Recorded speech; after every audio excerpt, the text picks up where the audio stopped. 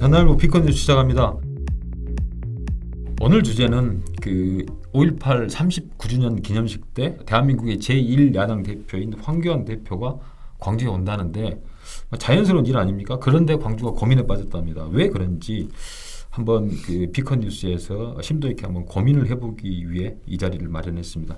먼저 진창일이죠. 예, 황교안 대표가 오늘 확정적입니까? 확정의 가능성이 높다고 볼 수 있겠죠. 가능성이 높다. 예. 왜냐하면 이제 우선 제가 이런 오는 절차를 한번 알아봤는데 네. 우선 보훈처에서 이제 국가 행사는 하지 않습니까?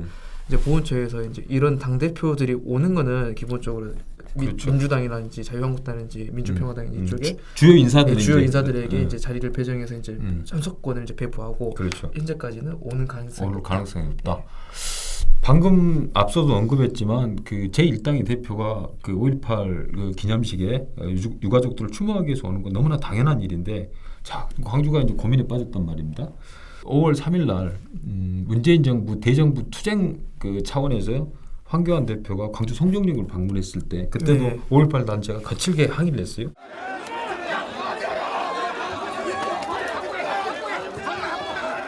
이번에도 5.18 단체가 그런 입장을 취하고 있나요? 참 황교안 대표에게 지금 많은 말이 전해지고 있어요. 예를 들어서 박지원 의원이라든지 민주평화 의원이라든지 예. 아니면 숙제를 해놓고 와라. 광주 언론 숙제를 해놓거나 그 말이 뭐냐면은 이제 우선 첫 번째 5.18 지상조사위원 추천을 미적미적거리고 있는 것, 그 마무리 붙지 못한 것, 김진태, 이종명, 김순례 의원에 대한 예. 가벼운 징계, 손방망이 징계 보여주기식 이제 그거에 대한 제대로 된 처벌하고 와라. 그렇다면 광주가 못 받아들일 이유가 뭐가 있느냐.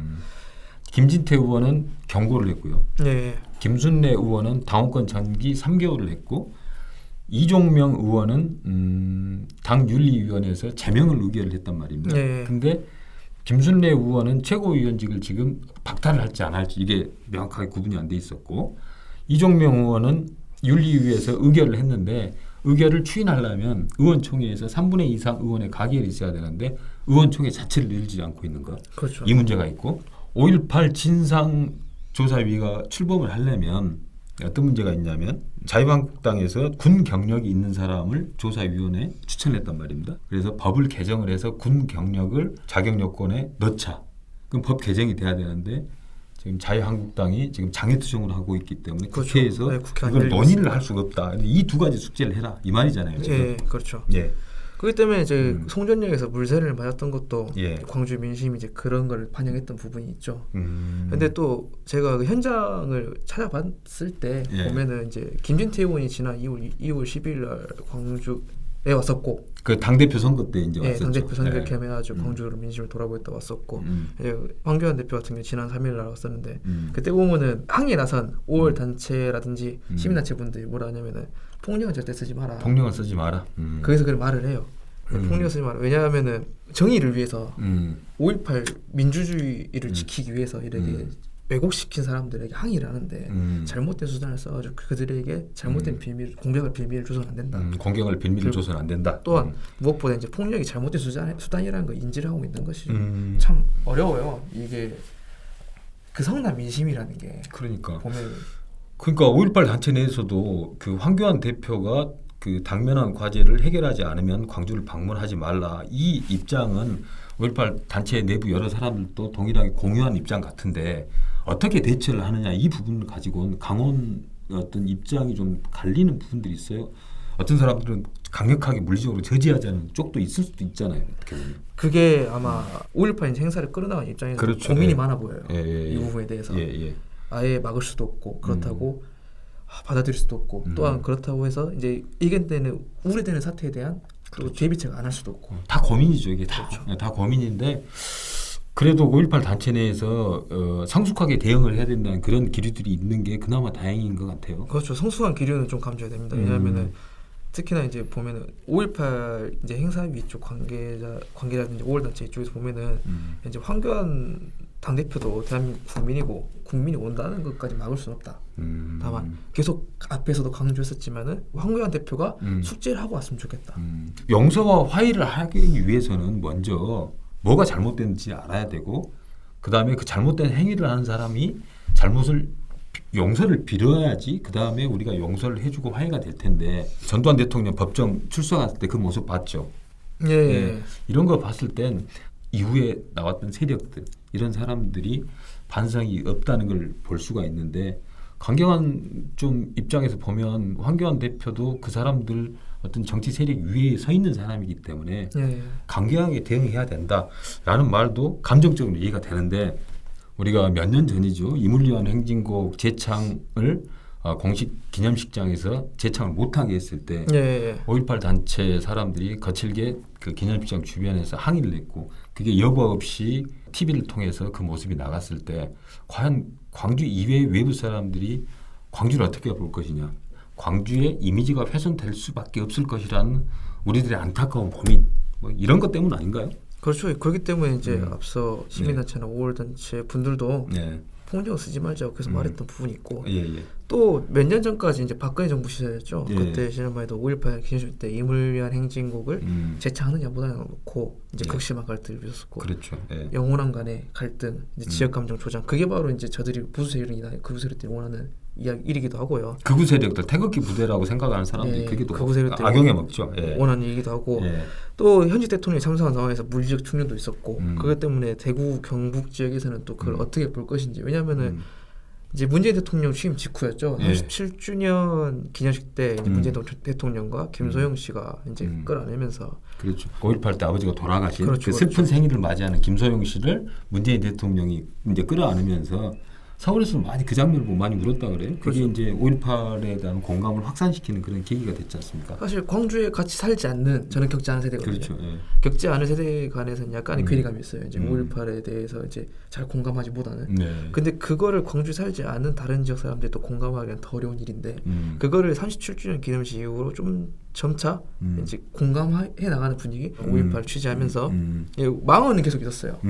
망언은 계속 있었는데 이 망언이 이렇게 전국적으로 그분들을 제명해야 된다 이런 목소리 나온 거는 좀 최근의 일인 것 같아요. 왜냐 그만큼 전국적으로 확산이 됐으니까 공감하기 시작했으니까 5.18에 대해서 공감하게 했으니까 그 그렇죠. 망언이 잘못됐다는 걸 또 그만큼 많이 알게 됐다는 그렇죠. 그런 말이잖아요. 이제 5.18에 대한 재평가, 인식 전환 예, 그리고 예. 그런 공감이 있었는데 5.18 기념식이면 다 전국에 생중계가 생중계 되지 되죠. 않습니까? 예. 더군다나 황교안 당대표가 오는데 주목받을 수밖에 없는 상황이에요. 예. 그런 상황에서 만약 폭력으로 물든다면은 물리적 상황으로 물든다면은 감정은 이해하나 좀 우리 이제 그동안 쌓아왔던 5.18에 대한 이미지가 공격받을까 그렇죠. 특히나 구구절의 공격이 어떻게 이어질까 그런 걱정이 되는 부분이 있죠. 그래서 5.18을 더 공감시키고 그다음에 5.18 정신을 매개로 한 어떤 건전한 양심 세력들의 연대를 위해서는 우리가 광주가 그래서 고민을 하고 있는 거고 그래서 우리가 전략적으로 좀 접근해야 되지 않을까 사실 이런 생각을 합니다. 제가 이제 제가 사건 기자도 했었으니까 네. 경찰서 출입했었으니까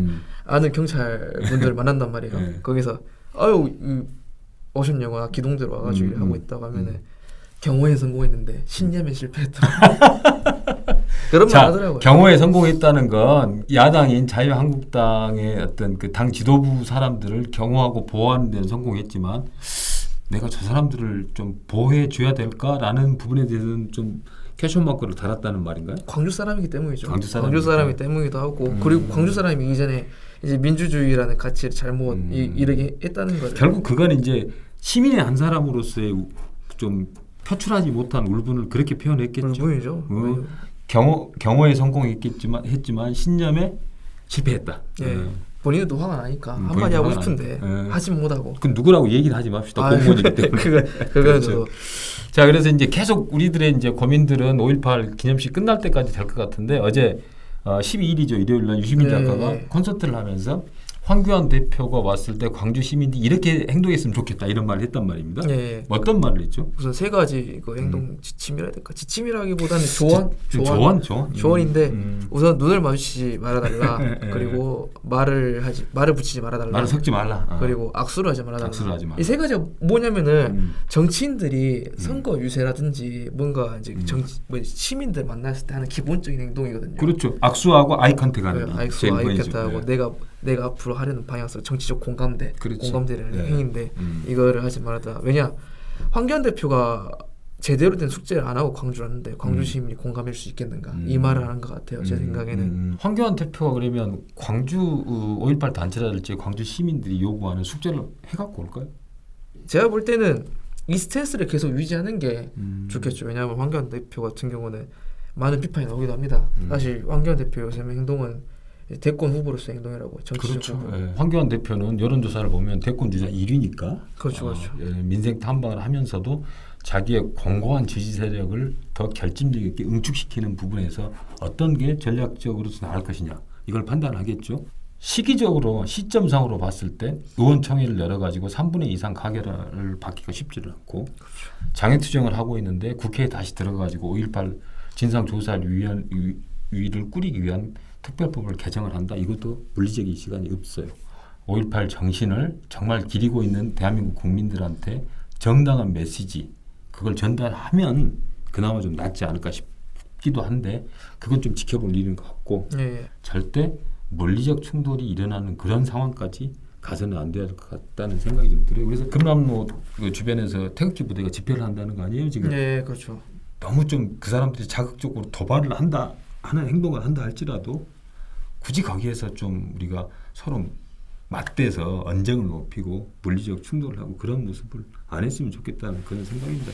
김무성 당대표가 예. 예전에 내렸을 때 2015년이었던가? 2015년 민주화운동 기념식 와가지고 전야제에 참석했었어요. 그랬죠. 예. 그때 와서도 물세를 맞았는데 5.18로 심한 전국이 있었어요. 없었어요 그때는. 없었나요? 예. 5.18이 그 주요 쟁점 이슈로 나온 적이 없었어 그때는. 이제 이런 상황까지 그 알고 있다면서도 굳이 이렇게 온다는 거는 참 뭐랄까 자기 나름대로 정략적 판단이 있겠죠. 네, 정략적 판단이 정략적 판단이 있는데 그 정략적 판단이 5.18을 훼손하는 게 아니었으면 좋겠고 그다음에 그 정략적 판단이 있다면 더더욱 광주 시민들은 성숙하게 대응해야 되지 않을까 그런 생각입니다. 참 이렇게 그 제1야당 대표가 5.18 영령들을 추모하기 위해서 온다는데 이걸 광주 시민들이 고민해야 되는 거 너무나 좀 우픈 현실이 아닌가 이렇게 생각됩니다. 그래서 좀 씁쓸하기도 하고요. 그래서 황교안 대표 오는 거 그다음에 그 이후에 광주 시민들의 성숙한 대응 좀 기대해 보기로 하겠습니다. 이상 전날로 피컨 뉴스였습니다.